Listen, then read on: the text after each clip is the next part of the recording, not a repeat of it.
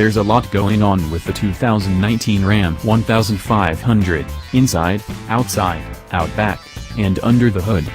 New engine options, 2 of which feature 48-volt T-torque assistance for extra grunt, and lots of attitude-heavy trims. But our first experience with the 19 Ram is focused on the totality of the truck experience, taking a step back, a deep breath of desert air, and soaking it all in. Ram is staking out a fascinating niche in an incredibly competitive segment. More than anything, this is a very comfortable truck, and that's exactly what it needs to be. Remember, Ram ditched leaf springs for coil springs 10 years ago, figuring a smoother ride outweighed the cost. That didn't make it less truckish, since capabilities also increased. And the same goes here, the suspension geometry is tweaked even further, giving it better control over speed bumps in the Phoenix suburbs as well as the desert washes, guarded by saguaro sentinels. Lest you think this means the 1500 gives up anything on its predecessor, properly equipped the 19 can tow up to 12,700 pounds. Yes, with the 1500. Not a dual-axle, heavier grade 3,500 or something. Maximum payload is up to 2,320 pounds, too, although that rating is only for a 3.6 liters 4x2 with a 3.55 rear end. There's got to be a trade-off, right? Maybe Ram pinched the interior to save weight. Nope, both the quad and crew cabs are bigger.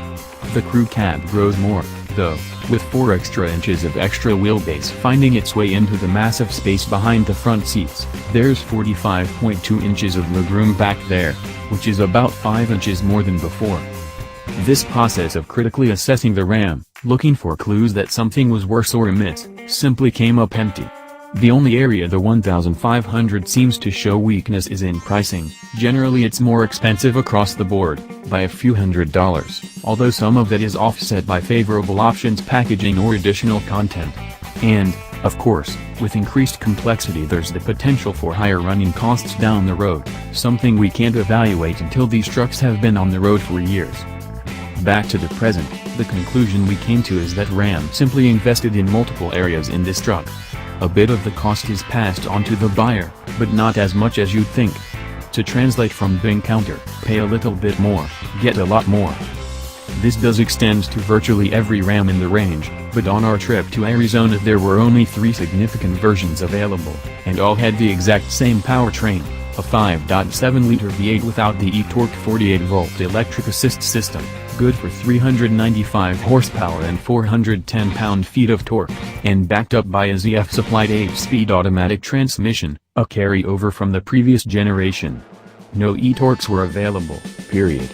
We drove a Bighorn 4x4 equipped with the Sport Appearance package on the road, a Rebel off-road, and spent a bit of time poking around a single limited 4x4 on site. We have enough to say about the way the basic 19 Ram 1500 works with the familiar Hemi V8 as a whole, and we'll drive the e-torque engine soon enough. Even though the e-torque equipped trucks will be the efficiency darlings, the non-electrified V8 Ram still has a lot of aerodynamic and fuel economy features, once an afterthought in the full-size segment. The 19 1500 has, for example, an active front air dam on any model without an off-road package that lowers 2.5 inches, eliminating the need for a black plastic chin spoiler.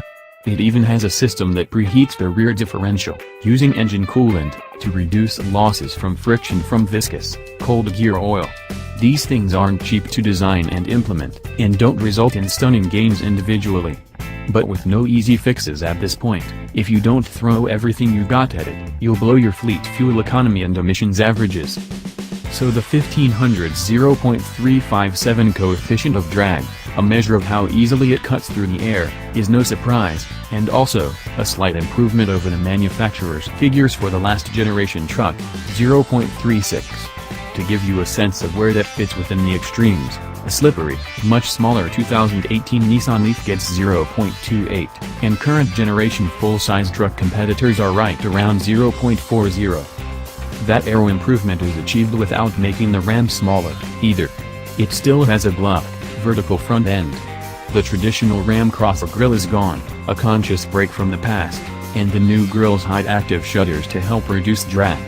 There's still a hint of the old big rig look to the hood bulge and step down over the headlights, a signature element that Ram's smart not to ditch, but it's no longer as prominent as it once was. The grille gapes, a truly impressive maul, with several horizontal crossbar treatments depending on trim, all drawing attention to the Ram logo, spelled out up front, rather than the Ram's head shield, which is plopped onto the otherwise lightly adorned tailgate. Styling is subjective, but the smaller and more core-like headlights strike me as a softening of the overall design. The new 1500 isn't without full-size truck swagger. The Longhorn trim is embellished with every Western trope you could imagine except a bullwhip, but the look, especially in limited form, is more Chrysler 300 than last-gen Power Wagon. Same goes for the taillights, with tilde-esque slips through which amber turn signals peak. It's subdued rather than dramatic. Maybe it broadens the truck's appeal.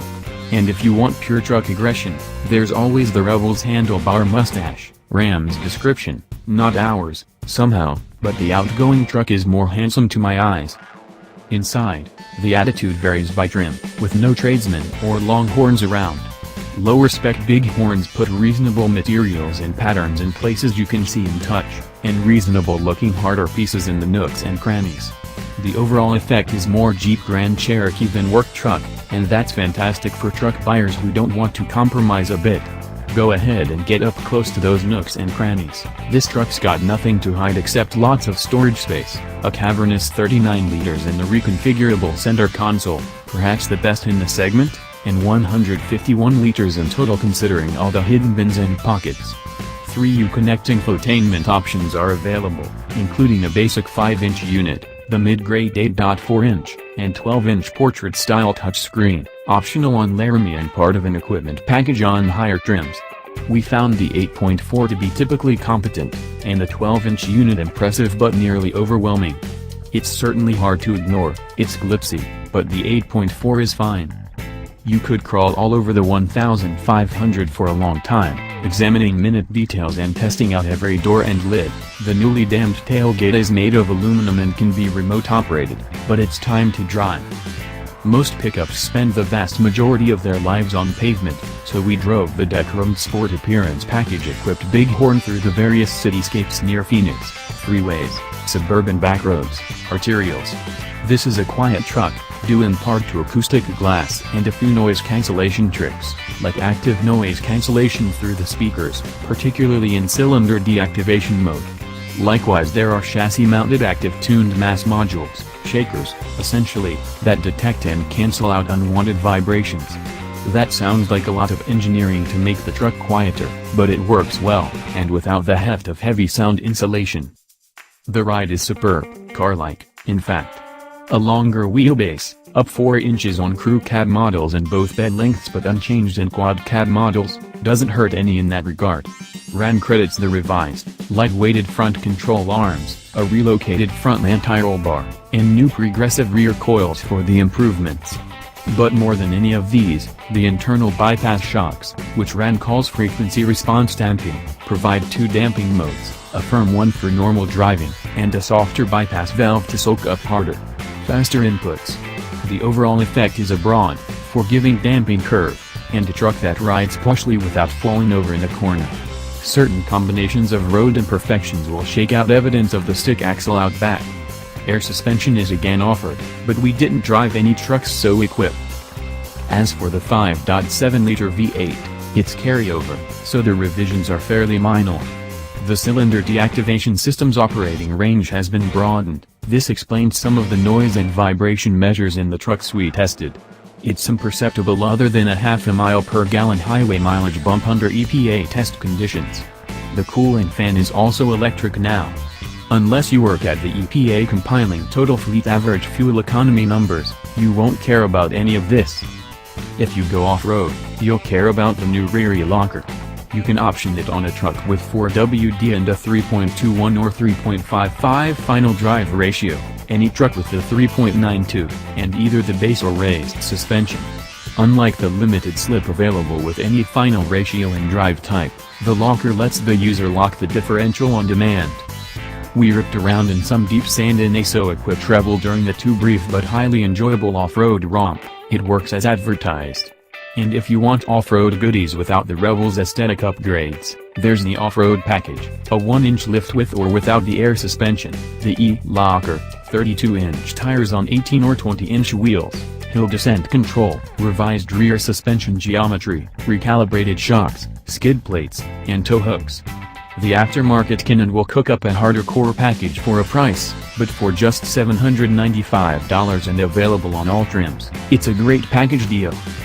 The same can be said for the 19 Ram 1500 as a whole. As we mentioned above, costs have crept up, but that matches segment trends and buyer preferences. And better standard equipment negates some of the cost increase. The only buyers who'll suffer are those on the strict budget. Since we haven't seen the regular cab Ram yet, the cheapest Ram is the quad cab tradesman with a 3.6-liter Z-torque motor at $33,340, splitting the difference between the closest comparable Silverado 1500 and Ford F-150. At this end of the market, the spread is about $600. Remember, we haven't driven any torque Ram yet, so we can only speak to the chassis, but the difference is small enough that the Ram's plush ride and probable efficiency lead will prove to be significant factors in any buying decision. A quick aside about upgrading to V8 power. For the 19 Ram, the plain 5.7-liter V8 is a $1,195 upgrade, which is $255 cheaper than before. For F-150, going from the 3.3 V6 to the 5.0 V8 is $1,995, or $995 to get the slightly less powerful 2.7-liter EcoBoost. For the Silverado, going from the 4.3 V6 to the 5.3 liters V8 is $1,195. Adding e-torque to the 5.7 will add $800 to the bill. In this exceptionally competitive segment of huge sellers, there's no runaway winner.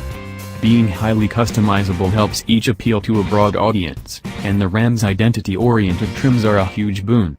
For the 19 specifically, the extra everyday livability of the 1500 is its biggest strength, considering that load-carrying capability in the cab, bed, and towed behind hasn't been sacrificed.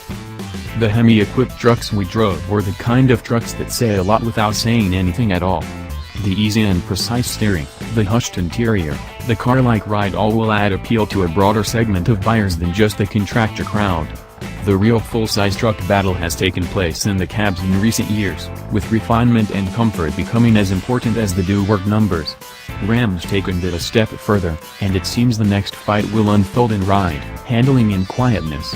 For the moment, the new Ram has everything going for it, and even more on the horizon if the e-torque motors deliver on their promise of extra power and efficiency. Thanks for watching. Don't forget to subscribe.